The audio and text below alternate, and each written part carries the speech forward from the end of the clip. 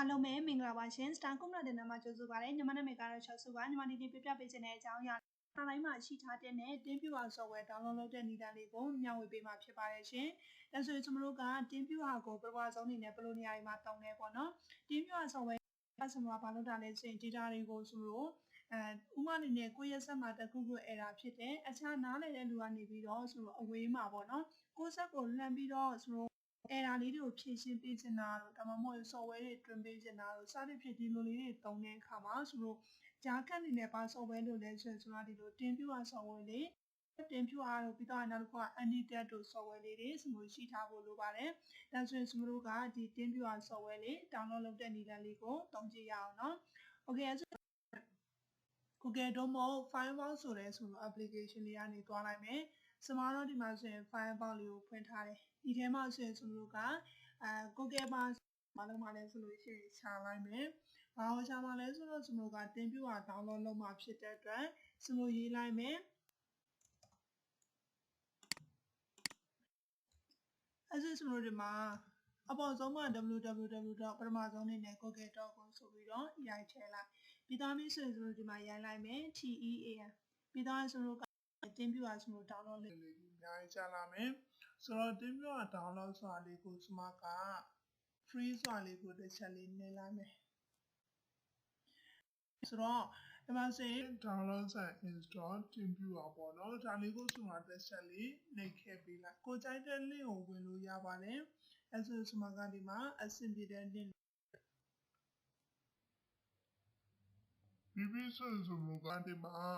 ပြားနေသွားမယ်ဆိုလို့ရှိရင်ကျွန်တော် download လုပ်မယ် download လုပ်မယ်ဆိုတော့အောက်နားလေးမှာတွားချလိုက်တဲ့အခါမှာ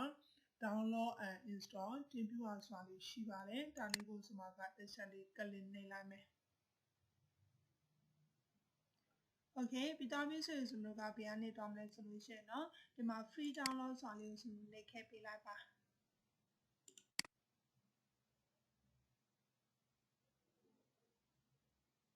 အဲ့ဆိုကျွန်တော်ဒီမှာဆိုရင် free ရှိမယ်ဒေါ်လာတွေနဲ့ဝယ်ရတာရှိတယ်ဒါဆိုရင်ကျွန်တော်က free ဆိုတာလေးကို download now ဆိုတာလေးကိုတစ်ချက်လေးနှိပ်ခဲ့ပေးမယ်ပြီးပြီဆိုတော့ဘယ်ကနေတောင်းမလဲ Windows ဆိုတာလေးရှိမယ်ပေါ့နော်ကျွန်တော်ခုနအပေါ်ဆုံး link မှာတစ်ခါတည်းဝင်လာရင်တော့ဒီထဲကိုတက်ရောက်တယ်နော်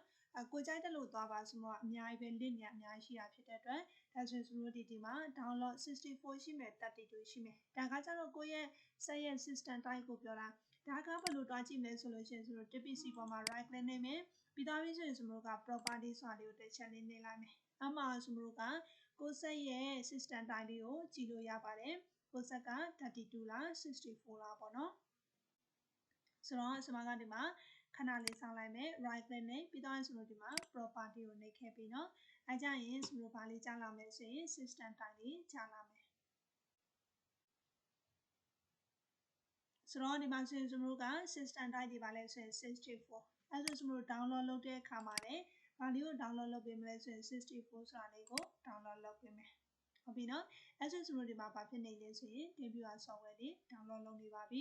ဆိုတော့ download လုပ်ပြီးသွားလို့ပြည့်သွားပြီဆိုရင်ကျွန်တော်ဒီမှာသွားကြည့်ရမလဲဆိုတော့ TPC ရောက်သွားပြီးသွားပြီဆိုရင်ကျွန်တော်ကအမှ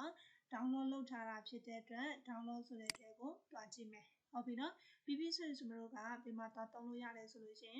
င်သွားဒီမှာဒါတော့မပြည့်သေးလို့ပေါ့ပြည့်သွားပြီဆိုရင်တော့ကျွန်တော် TeamViewer ဆိုတဲ့ application လေးဘယ်လိုပုံစံလေးကြားလာမလဲဆိုရင်ကျွန်တော်ဒီမှာဒီပုံစံလေးဟုတ်ပြီနော်ဒါလေးကိုကျွန်တော်ဒီလိုလေးကြားလာ EXE file လေးကြားလာရင်သူ့ကျွန်တော်ကလစ်လေးနဲ့ချက်နှိပ်ပြီးတော့ install လုပ်ပေးရုံပါပဲဒါဆိုရင်ကျွန်တော် TeamViewer software လေးကိုရဲ့ set ထဲမှာရောက်သွားပါလိမ့်မယ်နော် Okay အားလုံးပဲအဆင်ပြေပါစေရှင်ဒီကြောင်းရလေးကအားလုံးအတွက်အကျိုးရှိရဆိုရင် comment မှာ yes လို့ရေးခဲ့ပေးပါနော်ဗီဒီယိုလေးကိုအဆုံးထိကြည့်ပြီးတဲ့အတွက်အားလုံးကိုကျေးဇူးတင်ပါတယ်ရှင်